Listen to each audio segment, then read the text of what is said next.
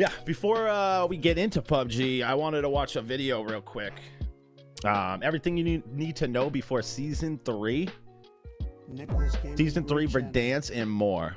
The weekly reload. So he talks about a bunch of other stuff too in the gaming industry. It's a lot of stuff that like I've made videos on, so I definitely want to check it out. Ink Slasher, he's a really good content creator. I've been watching him for years on pod. We're gonna check out this video. It's been huge. This is going to be one of the biggest episodes of the weekly reload ever.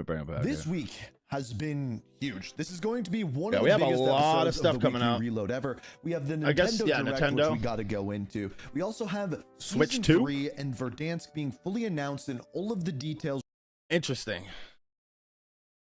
I hope this is good. I really do. I hope this is good, man. I don't know. Revolving around. I don't have high hopes for Verdansk at all. The person in the world who is the best at their job. If you didn't know, last week Assassin's Creed Shadow came out, and needless to say, it was very, very controversial. Even the player count being one of the controversies. People saying it's a super low player count. It peaked at about 64,000 you people played on mobile, Steam. got it. However, as per reports, it's one of the best-selling Assassin's Creeds of all time, right underneath Assassin's Creed Valhalla, and might even be pushing some numbers higher than I don't that. like Assassin's Creed. Not a fan of it. Lower because most of the people who play Assassin's Creed. I watched the gameplay of it, and it just puts me to sleep. Are apparently on I watched some of the console. shadows. Put me to Again, sleep. we don't know those sales figures for sure, but the one thing that we do know is who is the best at Ubisoft, because on Twitter this week, Grums tweeted out talking back to Hassan, who was promoting the game, and then Elon Musk felt like he needed to pop in and say, this person is a sellout. Objectively, he is promoting a terrible game. And guess who piped in other than Assassin's Creed, responding saying, is that Elon what Musk the guy yelling at the playing your gamer Path of community? Exile 2 account told you? The hell? And not only did Elon Musk get ratioed,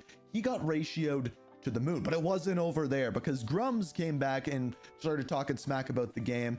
And then all Assassin's Creed said is, our game is out, referring to Grums' game that never got released.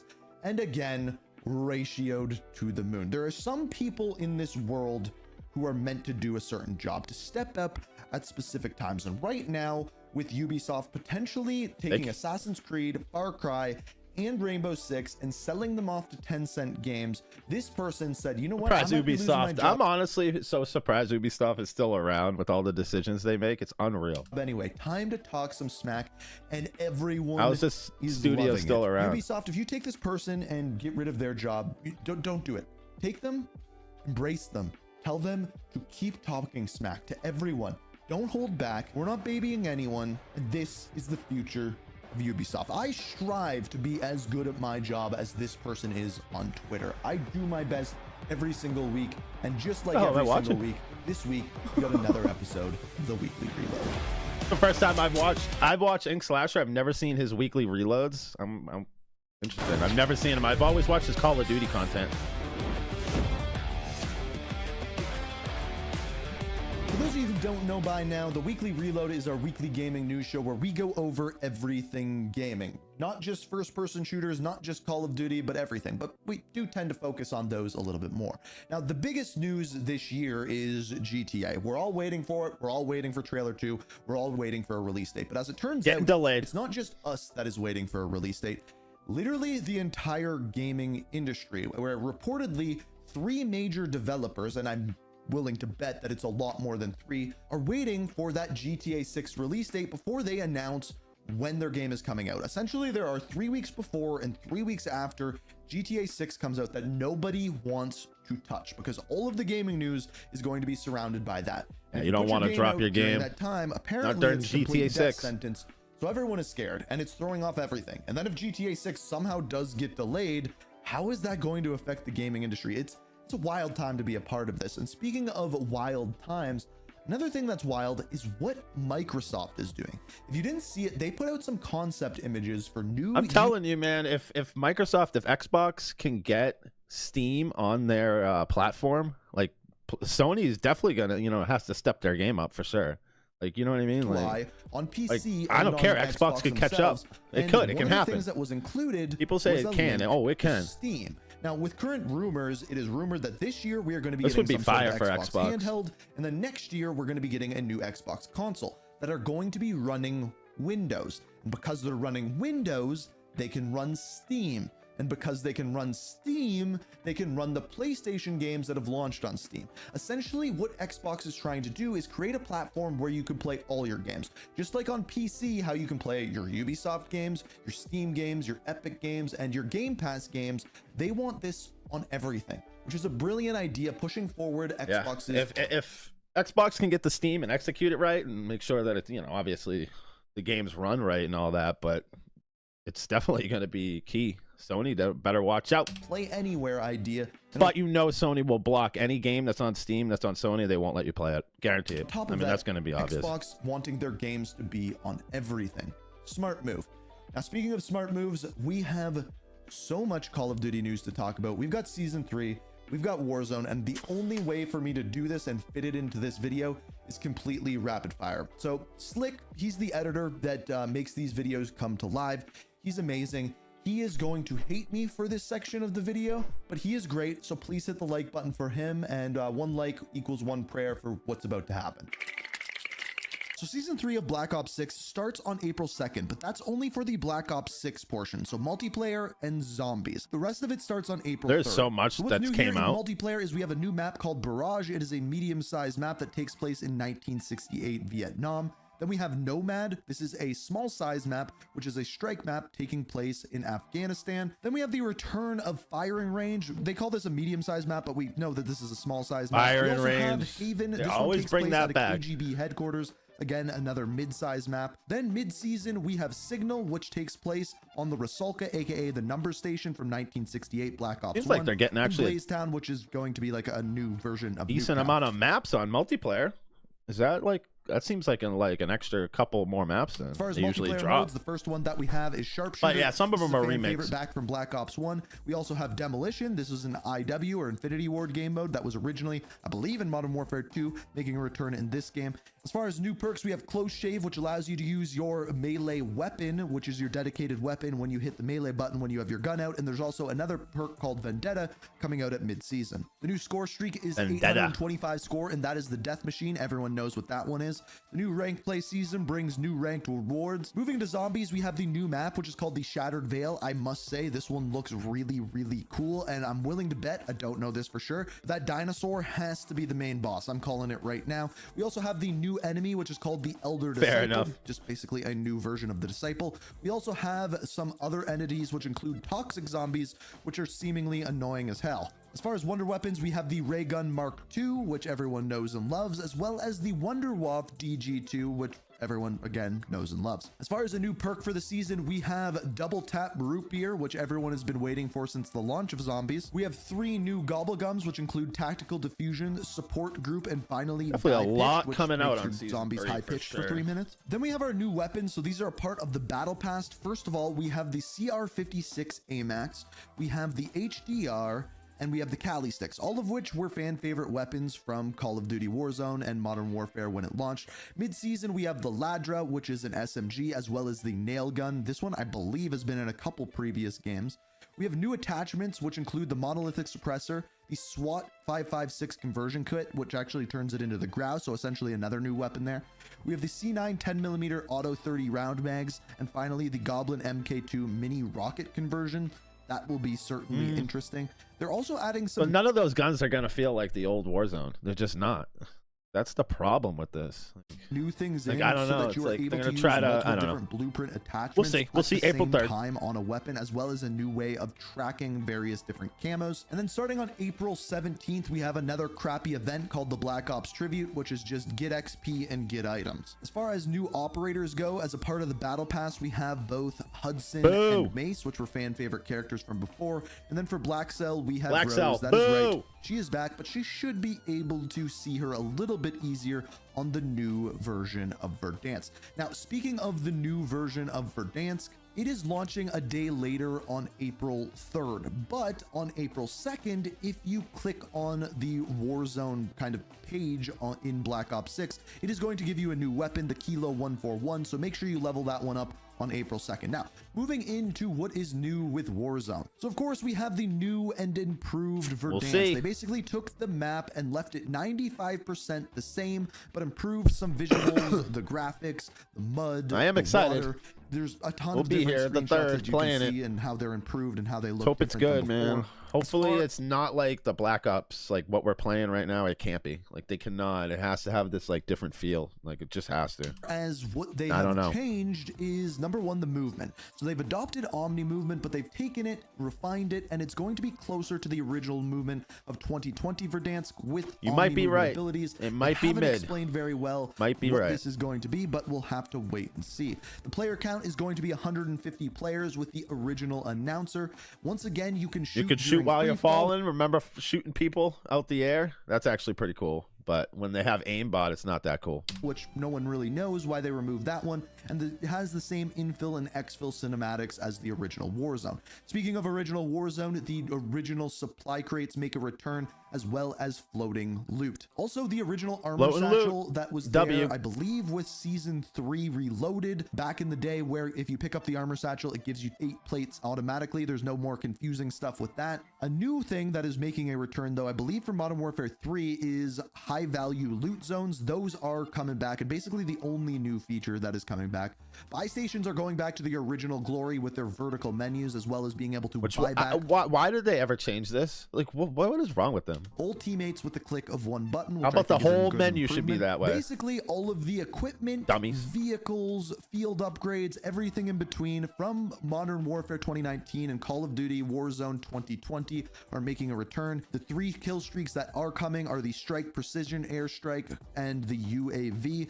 I believe the Bunker Buster is coming. That's an with L. Season 3 Reloaded, Bunker but that's a Buster's little ways horrible. off. Speaking of Season 3 Reloaded, the other thing that is coming then is Verdansk ranked play. So it won't be there at launch, but will be there shortly after, as well as some new updates, which include certain POIs changing, like the inside of train station opening up and the train moving around the map. It seems like every half a season, they're going to be making an improvement or a change to the map. For example, opening up Stadium. We don't know when that one's happening yet. The Gulag makes a return. It is the same as the original Gulag, which everyone seems to be excited about. If you inspect a weapon, it will show you what attachments are on it, as well as if you get killed, it'll show you how you died. Like, these features should always be in COD. COD. Like, I don't understand why they take things out, put them back in. This game is just like, it's just unreal.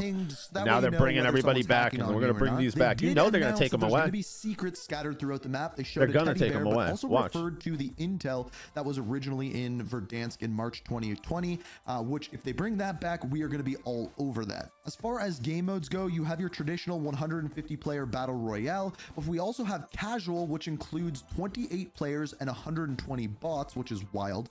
We also have plunder coming back once again, and then we have your boot camp, casuals, which includes 44 players, 12 of which are humans, 32 are bots, so seemingly putting some easier game modes in there, as well as Resurgence is making a return with Rebirth Island only. Now, the final thing is the event that is coming on day 1. This is the Return to Verdansk event, where each section of the map, there's 12 of them, will have a hidden vault that you have to go in and find, and each of them will give you a brand new They item. actually And have if you get something all of going them, on, like a you little get the event. Kali sticks. However, Interesting. some of these items, specifically the Milsim Operator and Domino, are Take your only money. Oh, yeah, for available sure. in Warzone, which is super, super strange. Now, tinfoil hat time. This is what it is. They're trying to like get you on your nostalgia. Like, that's just what they are. You can tell, but I just don't know. Like, are they going to bring this and then all of a sudden start taking stuff back again? Like, that's what I'm saying. Like, if they start doing that again, I'm not going back and A playing lot of their people game. are going I'm to not. see that as a negative. I actually see that as something that everyone has been asking for. It seems though with this Tinfoil season, hat. Enox and Raven are now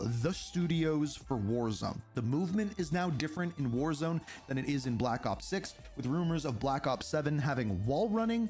Maybe or maybe not Warzone gets that adapted to it, but it seems as though more than ever, they are making Warzone different than multiplayer, different than zombies. No longer is it going to pushing towards this connective experience. They're actually trying to make them their own games. This and is the W. They have to separate Warzone from the whole thing. Like, they can't. This is the first step, them actually making the movement different from the actual Call of Duty, because it's always been the same movement. The only difference was always time to kill. Your time to kill was always different, obviously, in multiplayer. It was never like a BR, because it wouldn't work. You have to have a longer. I actually managed to get out of the house and longer cut some deaths. grass this week, but the news keeps coming. So number one, we got more information about the Ricochet anti-cheat for Anti-cheat season is 3. bull. Essentially, they put out a blog post and said, "Trust me, bro, it's gonna be better." That's really all it said about what they are making change-wise, because if they tell us, then the cheap providers are going to make the same changes, and it's cooked. The other thing is, speaking of touching grass, there's a new Telegram channel that they called 1BF. What they had on it was a bunch of early screenshots and test images for what Battlefield would be, and it's LA being on fire. And since they had Fire Team before, put your tinfoil hat on, I don't have one here, it may signify that they are working on a new Firestorm, which is interesting. And let me tell you, I don't know if we can show them here, but these screenshots look pretty fire. Now going back to the office. So the Black Ops 6 portion of things, multiplayer and zombies. Yeah, so they're supposed to bring Firestorm, the Battle Royale Battlefield is. Like, I'm interested to see, like, because last time they did a BR, it was miserable. But that's not the only thing that is on April 2nd. Because hopefully they learn from their mistakes. You're getting another Nintendo Direct, which is all going to be about Nintendo Switch 2. There's going to be some huge announcements there, so stay tuned for that. But we also got a Nintendo Direct this week. Now, I'm not going to go over we're talking in Romain. This is I'm just watching a video about Verdansk and different stuff in the gaming space right now. His name is Ink Slasher. Everything there, but essentially there are two games I wanted to look at. Number one is this. Anybody in chat play like Nintendo Switch? Do you guys have Nintendo Switch? Because I don't play Nintendo Switch, but does anybody have it? Metro Prime, dude. Remember Metro Prime, dude? I used to play this game on the Nintendo Cube. Like, you couldn't even believe, dude. I played so many hours of this. So this is Metroid Prime 4 Beyond. Now, the I'm best playing way PUBG solo, and then I'll be on finals tonight. Kind of like Metroid meets Halo. We'll play some finals later. But of course, it's on Nintendo. Now, I'm guessing, I don't know this, but I'm guessing this is probably going to be a launch title for the Nintendo Switch 2, because it specifically says late 2025. It's very Smash Brothers. Okay, Super Smash Brothers. The big one that came out from this is Pokemon Legends Super Smash CA. Bros. Now, I have to say this. This is the first time in recent Pokemon games where I'm like, I gotta get this one because they're actually doing something new. First of all, it takes place in one big... They're not adding anything. We're going back to the original Warzone 1. Town. Throughout the town, there are several different wild zones where you can go to capture Pokemon, which are essentially function as public parks. On top of that, Pokemon can be found in certain areas. Okay, so you have a Switch, both of you guys? Okay. Things like that.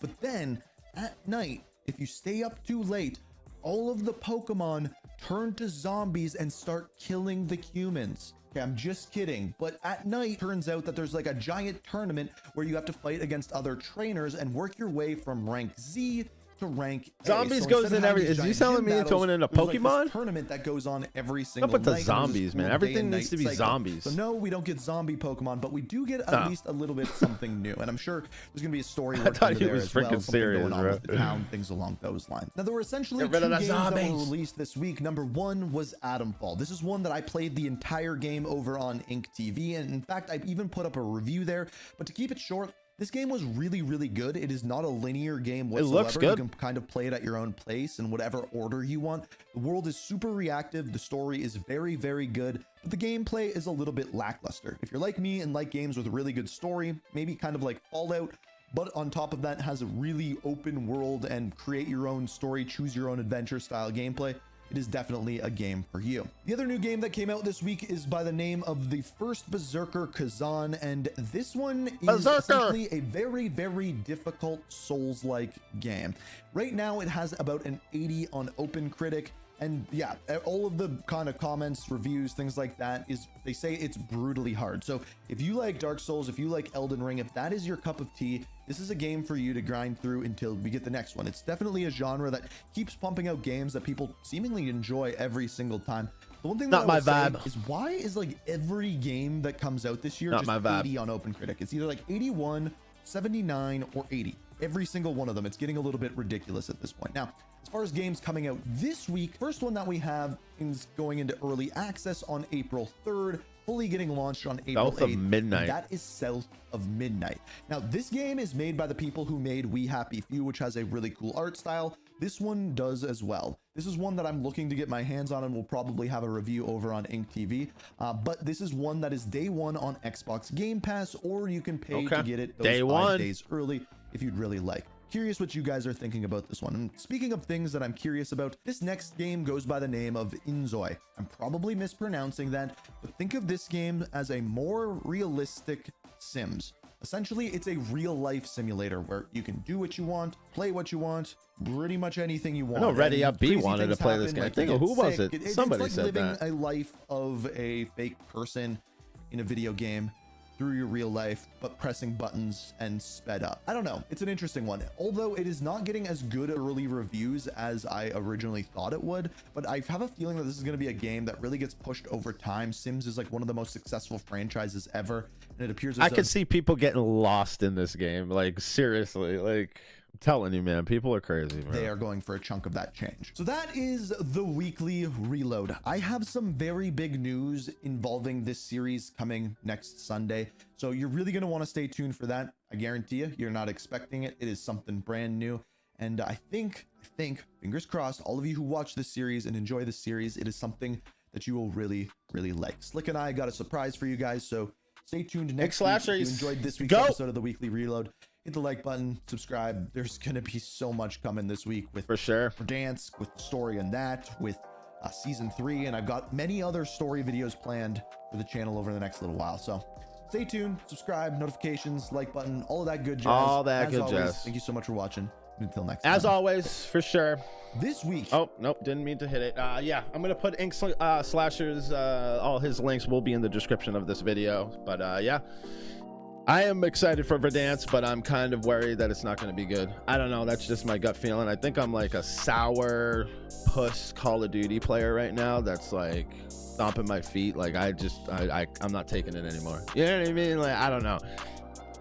I mean, I just want Call of Duty to be good, but I just feel like it's not. So like, definitely that's why I'm changing this channel over to different games. We're going to start talking different games, playing different games, trying other stuff. Like, I don't care. Like, I've always grew up with gaming, and then it just got like to the point where I just love multiplayer. It's all that like that adrenaline you get from your multiplayer. Is like, I just love it, you know. But then I got locked into Call of Duty, and I just kept playing Call of Duty, I didn't play any other game except Call of Duty. I don't know. But yeah, it'll be interesting. It'll be interesting on the 3rd. We'll see.